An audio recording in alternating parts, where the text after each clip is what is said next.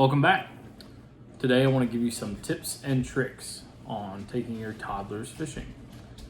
I just put a video up of my two toddlers that I took fishing with me. My son Jackson, who is 4, my daughter Olivia, who is 3. They have some experience fishing, so they are a little bit more self-sufficient than what a first-time toddler is going to be. Because the first time I took them to the times I take them now, there's some similarities, but there are some big differences as well. So I want you to be prepared for it. If this is your first time taking a kid fishing, whether it's your child or any other child for that matter, family member, friend, it doesn't matter. If it's your first time taking a toddler fishing, there's some things that you want to be prepared for. I'm going to give you 3 tips, and there's going to be a whole bunch of different things involved in it. So it's going to start with what to take with you. That's going to include the equipment, your expectations, and setting up the kid's rod if you've never done it before. So tip number 1 is just what to pack, what to prepare for. If it's your children and you take your kids places, pack for them. Pack snacks, pack drinks, pack chairs, and obviously pack their fishing rod and whatever bait that you're going to use. You need to pack all those things. I don't suggest taking iPads or cell phones. You're there to teach your kids and share the outdoors with your kids, not to teach them technology, keeping them entertained. Being outside, fishing, enjoying the outdoors, that should be the fulfillment for them, not the electronic devices. So turn them off, leave them at home, don't even bring them with you.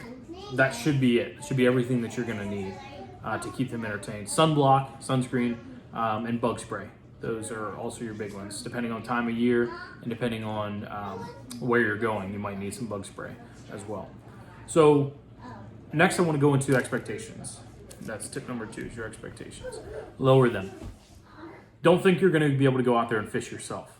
Don't even take your own rod for the first time. Just focus on your kids. Focus on the kid that you're there with. It's going to be you. It's going to be the experiences and the time that you share with them is going to what's going to push them and drive them to want to do it for the rest of their lives. So it's very important that you're attentive to them, that you make it enjoyable for them. So lower your expectations. Don't expect to be out there for more than an hour. About an hour is all you're going to get out of your kids. At least for me, that's all I can get out of mine. And my kids love to fish. I take multiple kids. I take my 4-year-old and my 3-year-old, and I have a 1-year-old who, you can probably hear the kids in the background. I have a 1-year-old who's probably going to start fishing within the next year and a half or so, as soon as he can, because right now he can't even walk.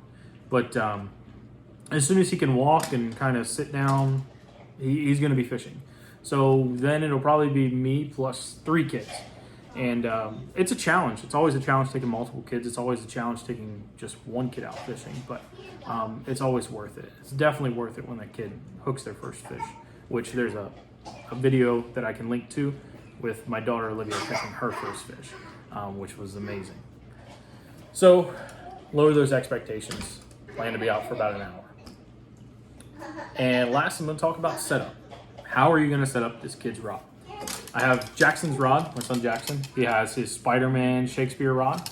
They're like between $7 and $15, I guess, at Walmart, Dick's, Gander Mountain, Bass Pro Shops, Cabela's, whatever. There's a million retail stores out there. Anywhere that sells hunting and fishing equipment is going to sell a kid's fishing rod. So this is the Spider-Man edition. What he wanted, it was a gift for Christmas, I guess. But this is his rod. It's got these weird little Zepco push button style reels on them, which I'm not a fan of. I like to transition the kids out of them very shortly, but they work. It's great for kids. So this is his rod. This is what we use. Next, you're gonna need to bring bobbers. This bobber is about the size of a golf ball. I know there's not a whole lot of reference for you, but it's about the size of a golf ball. I like to get bobbers about this size for kids because they need to have some kind of visual. So whenever your bait is suspended, and you'll cast this out into the water, it's hooked up to your line, and let me show you this. Actually, let me backtrack. So you'll need to bring hooks with you. Hooks, bobber, fishing rod. Those are the big three. Hooks, because you can't count on the one that's on there still being on there 10 minutes after you get there. You might get it caught in a tree, in the grass, whatever. And then it breaks off. So bring a pack of hooks. The hooks that I take for the kids are just Eagle Claw, plain shank snells, size 8. Size 8 because it's a great size, I think, for panfish, which are your bluegill, your sunfish. But you can also catch small bass, trout, whatever have you, on those hooks. So I think it's a great size hook for a wide variety of fish. And it's big enough that you can use a night crawler. So that leads me into bait. I take night crawlers for the kids. There's a bunch of different baits, redworms, minnows, all kinds of stuff. But your hook size is going to vary depending on what bait you use. I stick with the size 8 hook for the kids and night crawlers. Night crawlers are sold at any bait shop that you go to, any gas station that sells live bait, they have night crawlers. So we have your line. You've strung your line through each eyelet. On a kid's rod, there's normally only 2 eyelets. There's one here and the tip right here. You string your line straight through and out. Once you have a bunch of excess on, you'll take your hook and tie it on. You can use an overhand knot for a child. Use 2 or 3 overhand knots for a child.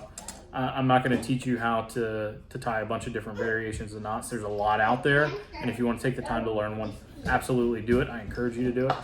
But an overhand knot works fine for a kid's rod. So now that we have our hook tied on, we need to place our bobber.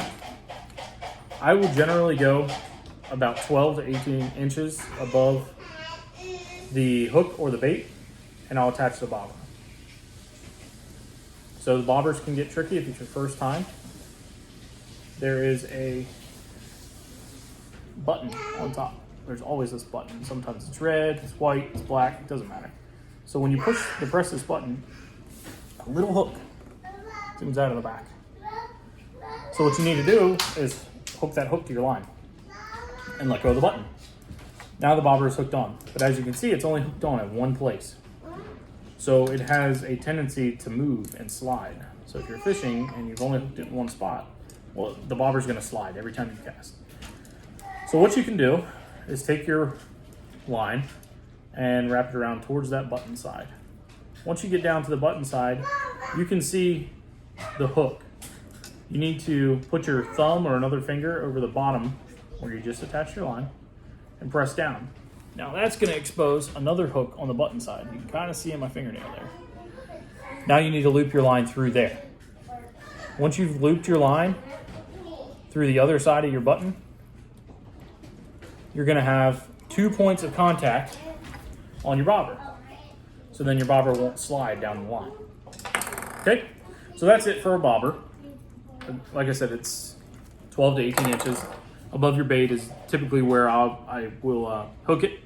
Panfish or sunfish, bluegill, they like to feed closer to the surface generally, especially in your spring, summer months. I did bring one other thing with me that I didn't show you. These are split shots. They come in bags just like this, round split shots.